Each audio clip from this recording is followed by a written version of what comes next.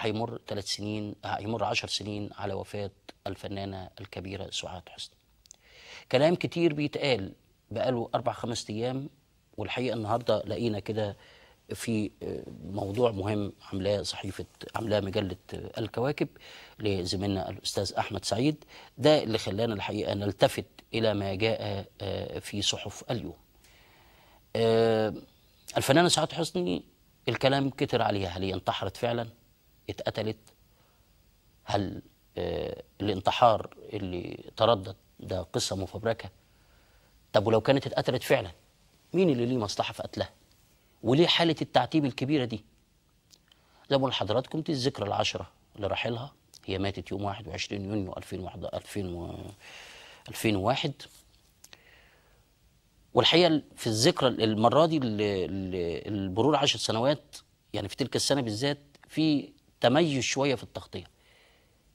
أولا لأنه دي السنة الأولى إن احنا بنحتفل بوفاة فنانة كبيرة زي سعاد حسني بعد الثورة. عارفين طبعا ارتباط سعاد حسني بسياسيين كبار في السابق.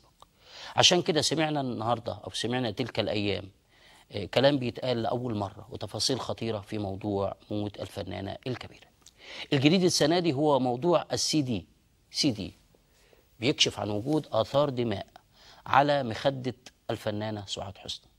السي دي ده اللي احنا بنقوله لحضراتكم ده نشر عنه زميلنا احمد سعيد في مجله الكواكب النهارده، وبيكشف عن مشاهد بتظهر فيها السيده ناديه يسري صديقه الفنانه الراحله سعاد حسني.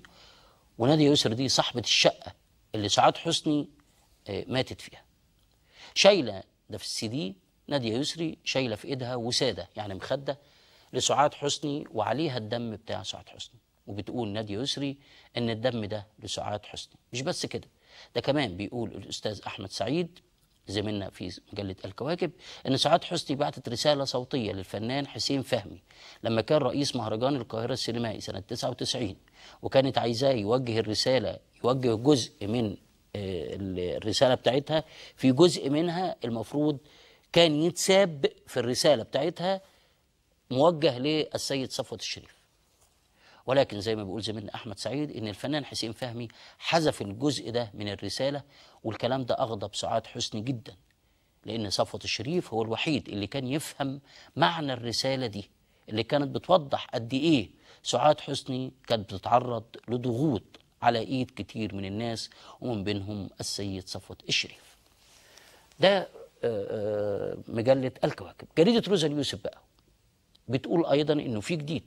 هو ايه برضه؟ هو الكلام الكتير عن تورط السيد صفوت الشريف في قتل الفنانه الراحله سعاد حسني. وده لانه من المستحيل طبعا كان حد يتكلم عن الموضوع بتاع تورط صفوت الشريف قبل كده. لما جت الثوره وسقط النظام، في ناس شايفه انه لازم يعني يماط اللثام بقى عن كل شيء. وده نفس الكلام اللي بتقوله زميلتنا غدا طلعت في جريده روزا اليوسف النهارده، ان صفوت الشريف دبر حادث قتل سعاد حسني بعد ما شرعت في الاتفاق اللي هي سعاد حسني في الاتفاق على تسجيل حلقات لتدلي فيها بشهادتها ومذكراتها عن الضغوط اللي مارسها عليها صفوت الشريف وبعض التابعين ليه لتجنيدها للعمل في المخابرات وقت ما كان صفوت الشريف مسؤول عن جهاز المخابرات. وبتقول كمان روزا اليوسف ان عاصم انديل المحامي الموكل من اسره سعاد حسني لاستكشاف الحقيقه بيجهز دلوقتي في طلب استدعاء الفنان حسين فهمي.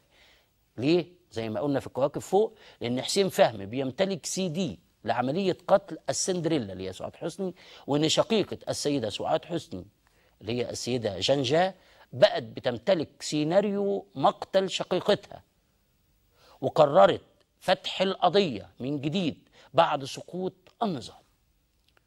صفوت الشريف ايضا مجله صباح الخير وزميلنا اكرم السعدني في المجله كاتب هو كمان موضوع عن سعاد حسني، وناقل كلام عن والده كاتبنا الكبير محمود السعدني اللي هو الولد الشقي الله يرحمه الكاتب الكبير محمود السعدني اللي كان شاهد عيان على احداث واسرار كتير في حياه سعاد حسني. بيقول الاستاذ اكرم السعدني ان سعاد حسني ما انتحرتش لكنها اتقتلت واترمت من الدور السادس، وان الدكتور كمال الجنزوري رئيس الوزراء السابق قرر علاج سعاد حسني على نفقه الدوله، لكن عاطف عبيد اللي هو رئيس الوزراء بعد الدكتور كمال الجنزوري، ألغى القرار. عشان كده أصيبت الفنانة الكبيرة بالاكتئاب.